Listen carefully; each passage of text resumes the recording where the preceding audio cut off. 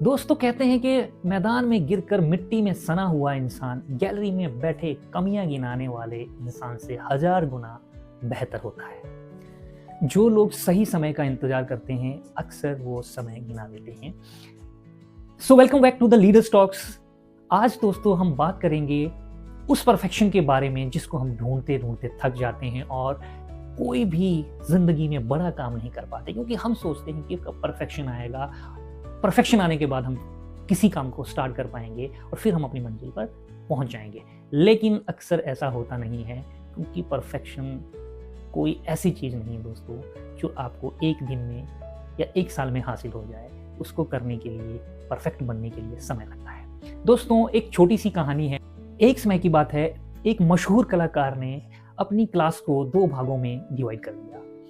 उसने group A से कहा कि आप लोगों को इस महीने मटके बनाने हैं और आपको नंबर सबसे ज्यादा मटके बनाए जाने पर मिलेंगे। आपको ए ग्रेड तभी मिलेगा जब आप सबसे ज्यादा मटके बनाएंगे और मटके 50 केजी वजन के होने चाहिए। आपके मटके किस तरह के हैं उससे कोई फर्क नहीं पड़ता, लेकिन आपकी क्वांटिटी मैटर करती है। उसी बेस पे आपको ए ग्रेड दिया जाएगा। अब वही मूर्तिकार दूसरे ग्रुप के पास जाते हैं और उनको कहते हैं कि आपको पूरे महीने में सिर्फ एक मटका बनाना है, लेकिन ये मटका बिल्कुल परफेक्ट होना चाहिए, इसमें कोई कमी नहीं होनी चाहिए। अगर इसमें हल्की सी भी कमी दिखाई दी तो आपको ए ग्रेड नहीं मिलेगा। तो आप लोग बताइए कि इस कंपटीशन में कौन सी ग्रुप को ग्रेड ए मिला होगा। ऑब्वियसली हर कोई सोचेगा कि जिस ग्रुप को केवल एक मटका बनाना है परफेक्शन से, उसी को ग्रेड ए मिलेगा।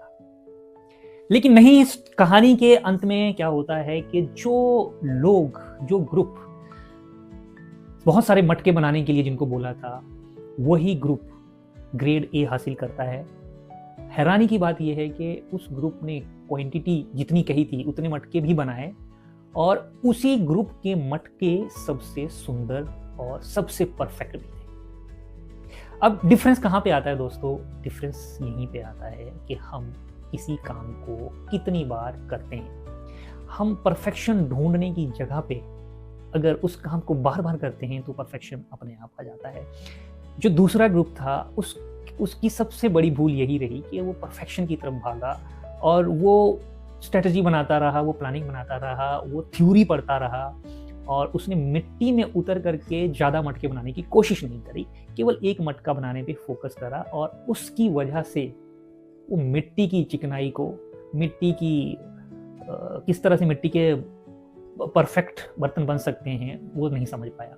लेकिन दूसरी तरफ जो दूसरा ग्रुप था वो लगातार मटका बनाते गए।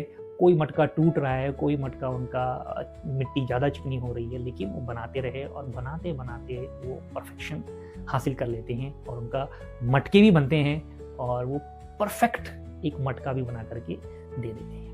तो दोस्तों हम सबके साथ ज़िंदगी में यही होता है।